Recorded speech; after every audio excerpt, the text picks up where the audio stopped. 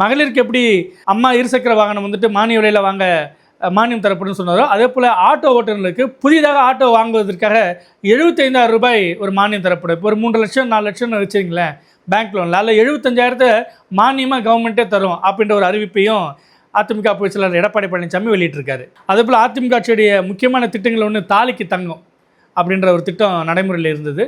இந்த முறை எடப்பாடி பழனிசாமி தேர்தல் பிரச்சாரத்தில் என்ன சொல்கிறாருன்னா, அதிமுக ஆட்சி மீண்டும் வந்ததும் தாலிக்கு தங்க திட்டம் வந்துட்டு செயல்படுத்தப்படும்.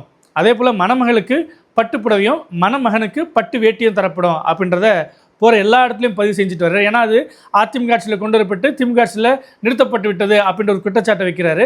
இந்த முறை தாலிக்கு தங்கத்தோடு சேர்த்து பட்டு அப்படின்ற ஒரு விஷயத்தையும் அவர் இன்கார்பரேட் பண்ணிக்கிறார். ஏன்னா பட்டு நெசவாளர்களுக்கு உதவக்கூடிய வகையில் அங்கேருந்து கொள்முதல் பண்ணி இந்த திட்டத்தில் அதை இணைச்சி அதை விரிவுபடுத்தக்கூடிய அளவுக்கு தன்னுடைய தேர்தல் வாக்குறுதியை அவர் கொடுத்துருக்காரு. அதே போல் ஏழை எளிய மக்களுடைய அட்சய பாத்திரம் சொன்னால் அது அம்மா உணவகமாக இருந்தது. குறிப்பாக கொரோனா காலகட்டத்தில் பார்த்திங்கன்னா மிகப்பெரிய அளவுக்கு அந்த உணவகங்கள் பலனளிச்சுது.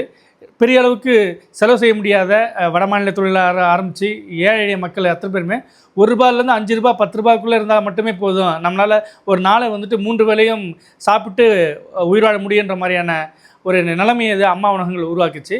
இப்போது நடைமுறையில் தான் இருக்குது அம்மா உணவகங்கள்.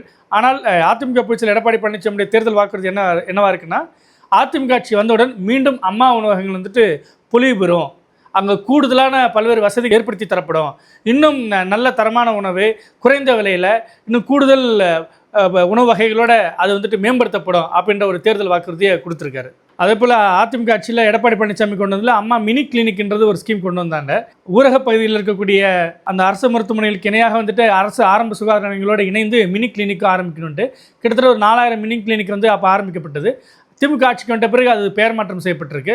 இப்பொழுது அதிமுக ஆட்சி வந்தவுடன் மீண்டும் 4000 அம்மா மினி கிளினிக் தொடங்கப்படும் அப்படின்றது அவருடைய தேர்தல் வாக்குறுதியில் ஒன்றா இணைஞ்சிருக்கு. தன்னை வந்துட்டு எப்போதும் விவசாயிகள் கூட அடையாளப்படுத்திட்டு இருக்காரு எடப்பாடி பழனிசாமி.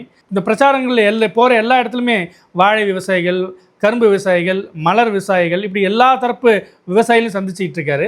அவங்க ஒவ்வொருத்தருக்கும் எவ்வளோ உற்பத்தி பண்ணுறீங்க, என்ன சிக்கல் ஏற்பட்டிருக்கு, கொள்முதல் எவ்வளோ எப்படி நடக்குது அப்படின்ற மாதிரியான விஷயங்கள்லாம் அவர் பேசிகிட்டே இருக்காரு.